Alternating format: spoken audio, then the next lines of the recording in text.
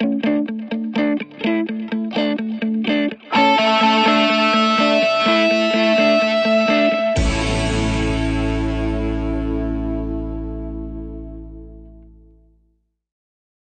में से कितने लोग हैं जिनकी इंग्लिश बहुत अच्छी है, जो पूरे कॉन्फिडेंस से इंग्लिश बोल सकते हैं? सोच लेना, मैं यहां पे बिठा करके बुलवाऊंगा, सोच लेना।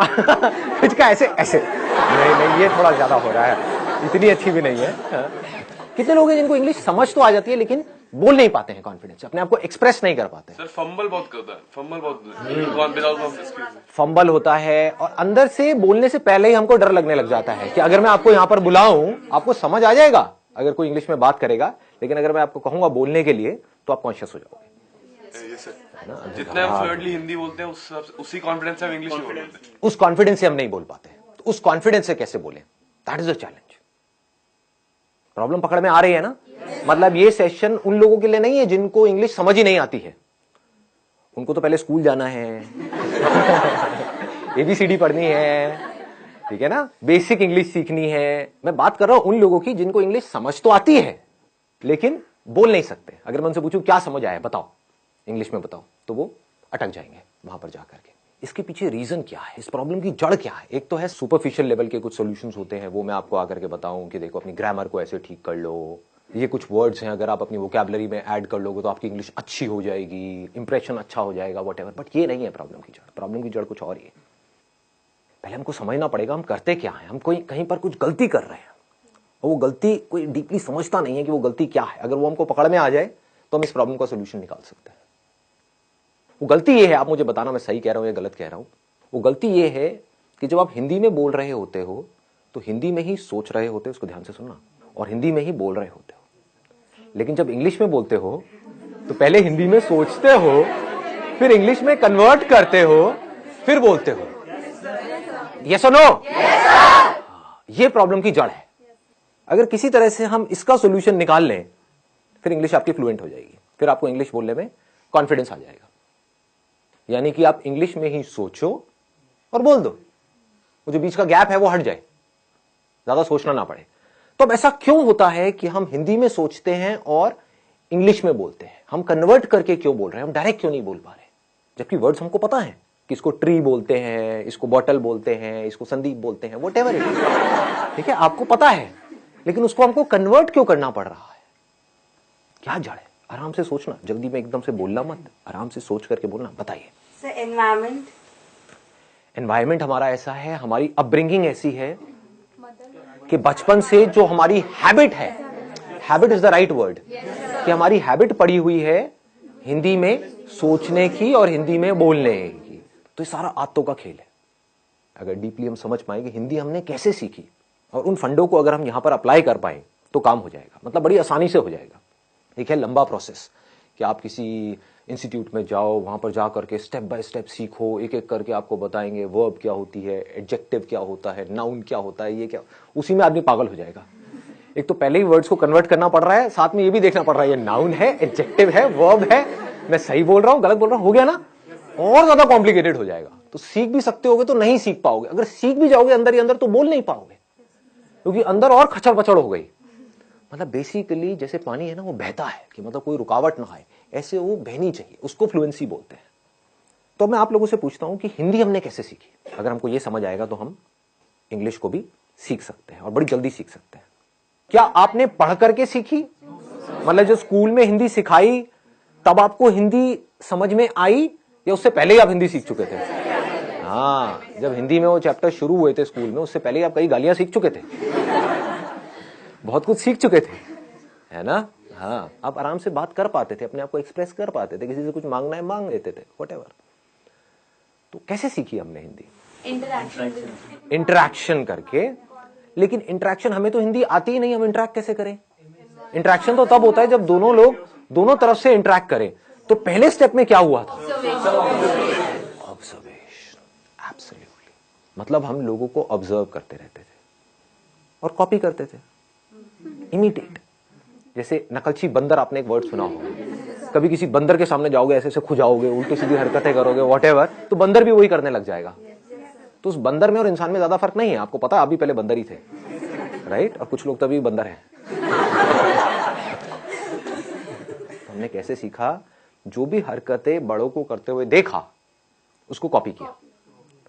वो बोल रहे हैं तो हमने भी वो बोलने की कोशिश करी, चाहे टूटा फूटा बोला, जैसा मर्जी बोला, लेकिन बोला। उन्होंने कोई अजीब सी हरकतें कर रहे हैं, गुस्सा कर रहे हैं, तो हम भी गुस्सा करना सीख गए, है कि नहीं? हमें पता है कि माँ बाप की आपस में लड़ाई हो रही है, बच्चों की ऑब्जर्वेशन बहुत तगड़ी होती है क्योंकि उनके पास करने के लिए और कुछ होता नहीं है।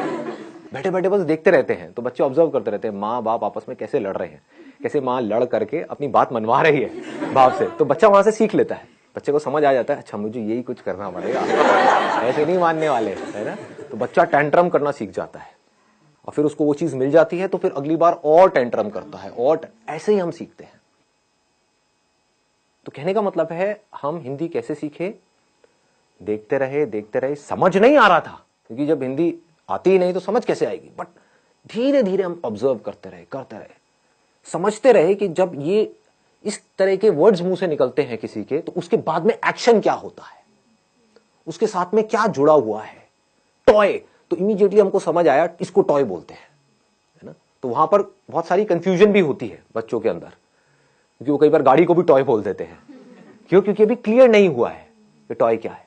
लेकिन फिर क्या हुआ, धीरे धीरे उन्होंने बोलना शुरू किया, गलतियां करी, करते एफर्टलेसली कम्युनिकेशन होने लग गया, इंटरेक्शन होने लग गया।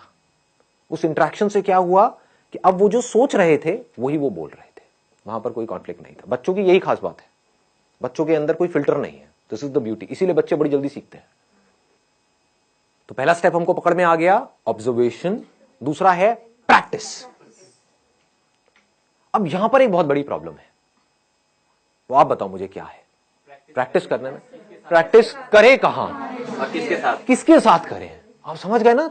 हमको पता है ये सारी बातें, लेकिन हम एक पॉइंट पे जाकर के अटक जाते हैं, उसके आगे नहीं बढ़ पाते। अब मैं उसके और एक लेवल डीप में जाने वाला हूं। प्रैक्टिस कहां करें, किसके साथ करें, कैसे करें? दोस्तों से करोगे तो वो माँ बहन की गालियां निकालने लग जाएंगे, है कि नहीं? घर में आप किसी से बात करोगे, अपनी मदर से करोगे, तो आपकी इंग्लिश जो बची खुची है वो भी खराब हो जाएगी। बड़े अंग्रेज आए। हाँ, बड़े अंग्रेज आ गए हैं जी। क्या हो गया? हिंदी हमारी मातृभाषा है, इंग्लिश सीखना जरूरी थोड़ी ही ना है। उनको बोलो ठीक है इंग्लिश सीखना जरूरी नहीं है, लेकिन ये जॉब है, वहां पर इंटरव्यू होने वाला है, वो इंग्लिश में होने वाला है। बोलना अपने घर वालों को, अगर कोई बोलता है ना ऐसी कोई तकियानुसी बातें करते हैं कि हमारी हिंदी मातृभाषा है और इंग्लिश सीखना जरूरी नहीं है, तो उनको बोलो ठीक है फिर तो इंटरव्यू भी देना जरूरी नहीं है, नौकरी भी करना जरूरी नहीं है। हाँ, बेचो अपना घर, एफडी कराओ, मजे से रहेंगे। खाना ही तो खाना है, उसके लिए नौकरी क्या करनी है? आपका घर है तो सही, बेच देंगे, एफडी करा देंगे, किराए पे रहेंगे। ठीक है जी, पकड़ में आ रही है बात? प्रैक्टिस कैसे करोगे जी? मैक्सिमम जितना एक डे में बोल सके, नॉर्मल भी कन्वर्सेशन कर। किससे बोलोगे? सब्जी वाले से बोला तो वो गड़बड़ हो जाएगी। टेक दिस तेरी लगाओ कान के नीचे, तो गाली निकालती है मेरे को। Moment we speak in English to our friends, जैसे क्यों फॉर्मेलिटी क्यों कर रहे हो भाई? राइट, फॉर्मल क्यों हो रहे हो? फॉर्मेलिटी क्यों कर रहे हो और क्या जरूरत है? मुझे तो इंग्लिश आती है, आती किसी को भी नहीं है, समझ गए ना? समझ आती है, बोलने में कोई भी, सारे पैदल हैं। और कई बार वो हंसते भी हैं। कई बार क्या, हमेशा ही हंसते हैं। अपने गर्लफ्रेंड बॉयफ्रेंड से बोलोगे वो मजा ही नहीं आएगा, वो फीलिंग ही नहीं आएगी ना। हिंदी वर्ड्स में जो फीलिंग है, इश्क, ये वर्ड इंग्लिश में कहाँ मिलेगा? लव में वो मजा थोड़ी है।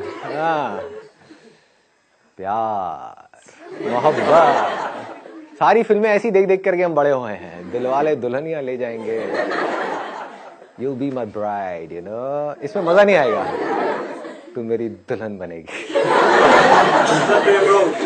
क्या प्रेम रोग? ये पिक्चर देख देख के आप बड़े हुए हो। ओ भाई साहब, सारे प्रेमी बैठे हैं यहाँ पर, है?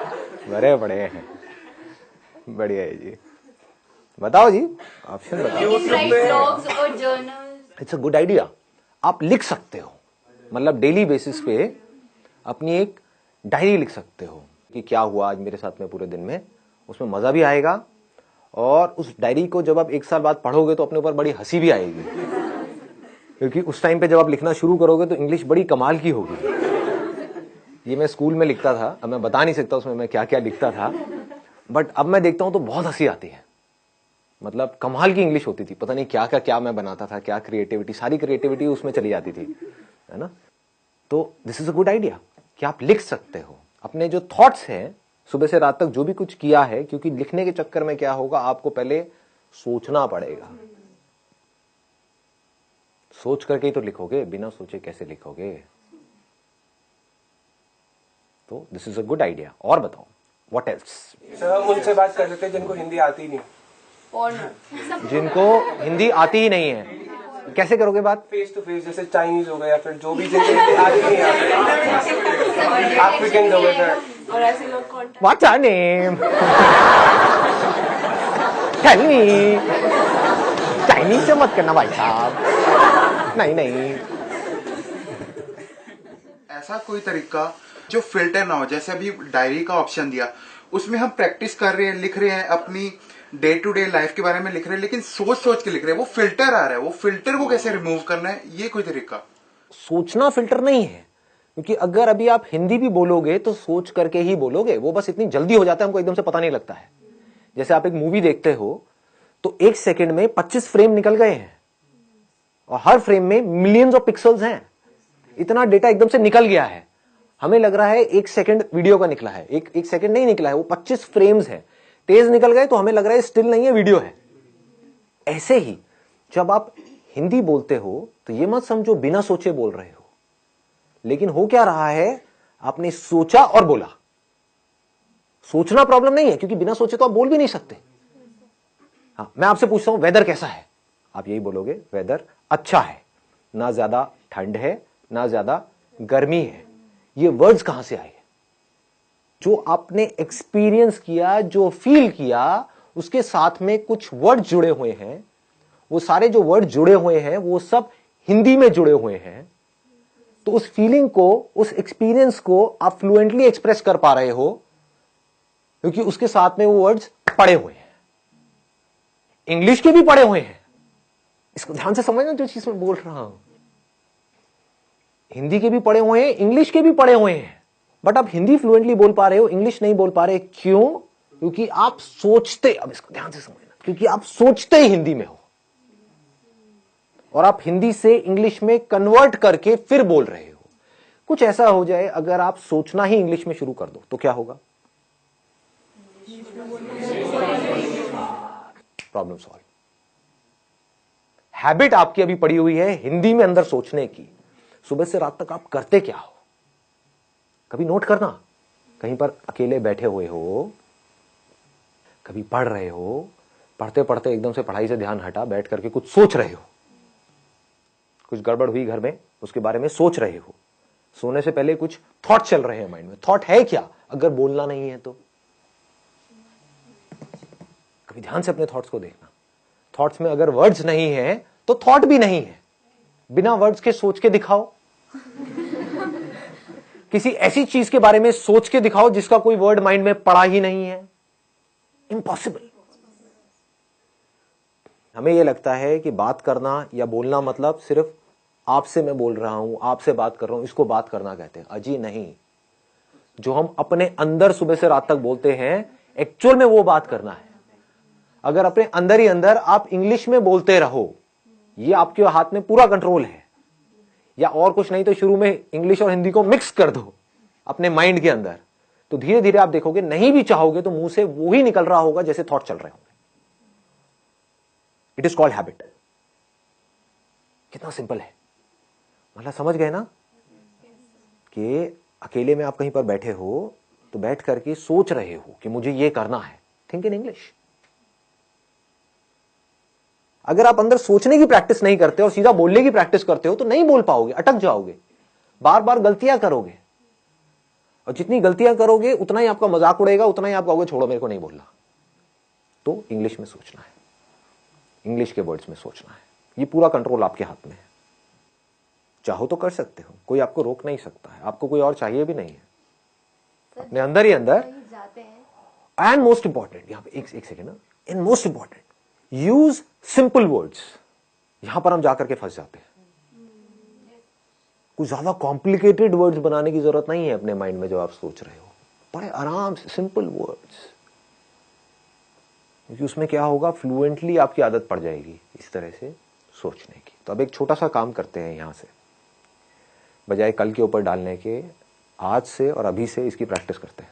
आपको जो भी बोलना है या मैं जो भी बोलूंगा इंग्लिश में बोलेंगे, एटलीस्ट कुछ तो प्रैक्टिस होगी ना से तो हाँ है, वैसे आधा घंटे में कुछ होने वाला नहीं है लेकिन at least something is better than nothing. सोच सोच करके नहीं बोलना है, बोल देना है जो भी अंदर से आ रहा है। Sir, what we can do at our home is that we can ask our mother or father that you can give us any topic, any XYZ topic such as dog, water, anything, and we just have to speak for a minute on that topic. Extempore basically. So once a week, even if we do it. And we don't need to use these kind of words like extempore or whatever it is. So now what is going on is, like say we can have a practical demo as in what we need to do and what we don't need to do. And even if you commit some mistakes, it does not make any difference. My English is also not that good, but how does it matter? If there are people who are making fun of you, they are just giving a boost to their own ego. Yes. If you go and speak in English with a foreigner, they will never make fun of you. Yes. Because for them, it's not that important whether what you are saying is right or wrong. What is important is whether they are able to understand, like say, whatever you are trying to express. So sometimes it happens that like our generation is fond of online shoppings, or maybe like if there is a problem in the phone or something like that. So what we can do is instead is that we can call the customer care. There is an option that one is in English, the other is in Hindi. It's a great idea. They'll not judge you according to your voice, and you'll be able to get it that whether they are understanding your English or not. Yeah. And I know that there are some people who talk to these, who call up at these call centers and talk about all the shit stuff. Just for time pass. So now at least you are learning something. I think it's a great idea. Yeah. You can talk to them. Nobody will judge you. You can create an imaginary problem, right? Related to that product or service, right? Create an imaginary problem in your mind. Oh, I'm going through all this pain and suffering and whatever, and then feel it, and then call up. I'm so depressed because of this product. Ma'am, please do something. Nah. You'll get to know that whether they're like able to understand what you're trying to. They will understand. They have to understand because it's their job. The job of your friends is to make fun of you, point out your mistakes. This is where you are wrong, whatever. So it's all about right and wrong. But their job is not to tell you that your English is right or wrong. Their job is to understand whatever you are saying and then give you a solution. There are some things in life where you can't afford to be mechanical. You need to put some conscious effort in it. You need to think, okay, what is it that I need to do? There is a problem. I need to figure out a solution. So here you need to consciously think about that particular problem and need to come out with a solution. So when you're busy, just try to understand the depth of this. When you're busy with finding the solution to a problem, you're so busy and so occupied that you're not concerned about being right or wrong. When we are busy in something, then we are not thinking too much about it.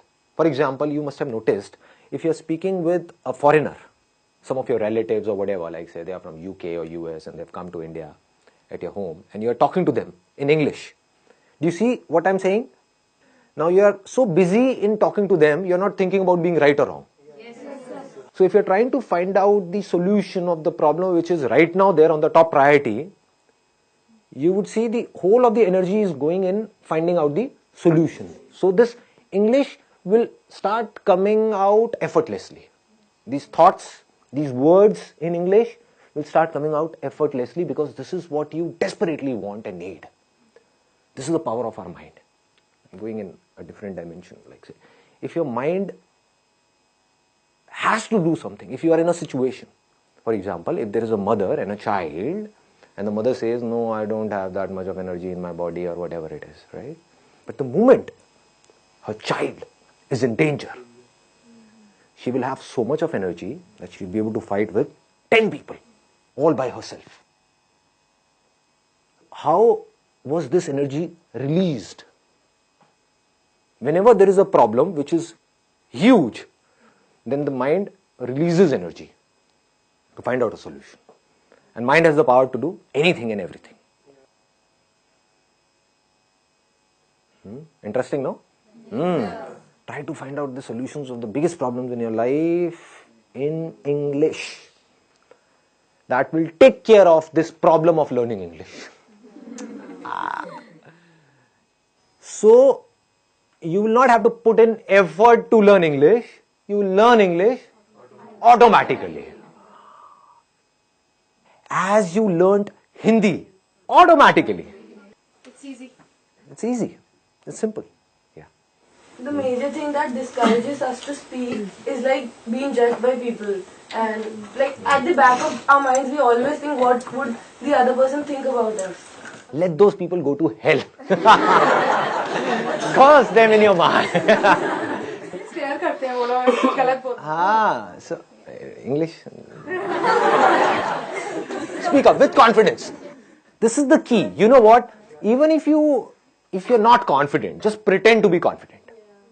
Sir words mind में आ ही नहीं रहे हैं. कुछ दिनों से घर पे हूँ तो माइंड बिल्कुल ऐसे हो चुका है, हिंदी इंग्लिश के वर्ड्स तक नहीं आ रहे हैं. एक्चुअली एग्जाम्स थे, बस पढ़ाई वो सब ही चल रहा था, तो सर वो चीजें ही नहीं आ रही माइंड में जो मुझे सब कुछ आता था वो भी मैं भूल चुकी. ऐसा लग रहा है. What are you saying? I'm not getting it.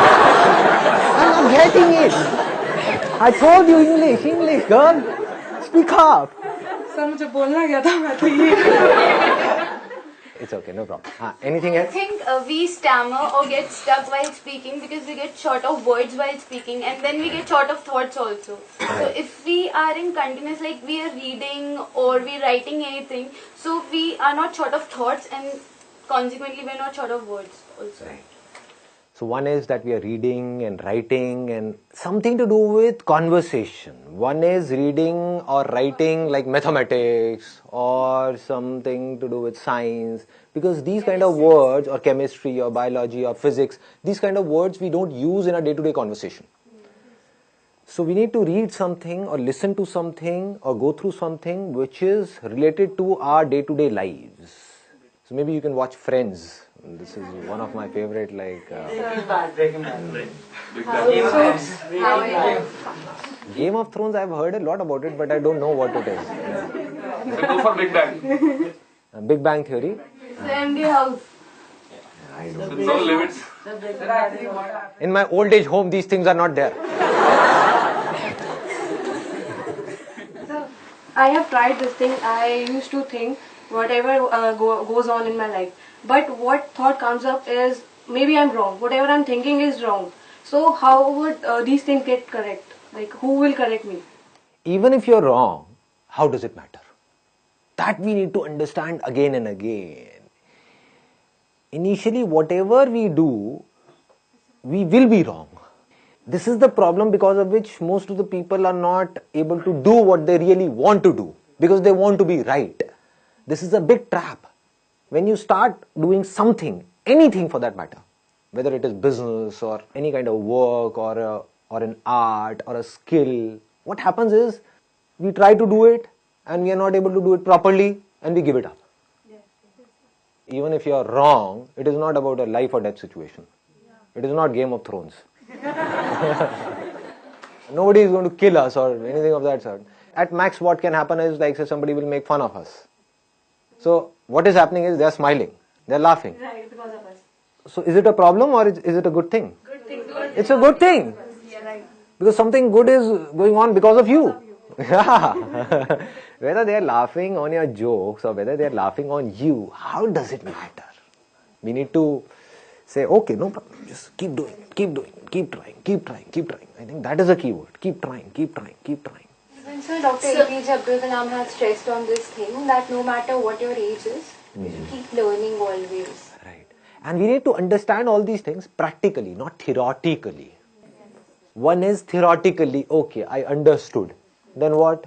You need to bring it in practice. That's where you need courage. That's the basic difference between a winner and a loser. Losers understand all these things. They would say, okay, I know all these things. Tell me something new. Abhe khachar. What will you do of something new? Huh? Even if you get more and more of new information, so-called new information in your brain, which is as good as dead because you're not using that information to do something, to bring it into action, what will you do with that information? They're just fond of information, which they think is learning, but that is not learning at all. Learning means getting some information and bringing it into practice. That is learning. The moment you bring something in practice, either you will succeed in it or you will fail. So whether you succeed or you fail, you need to let it go and keep on building your practice.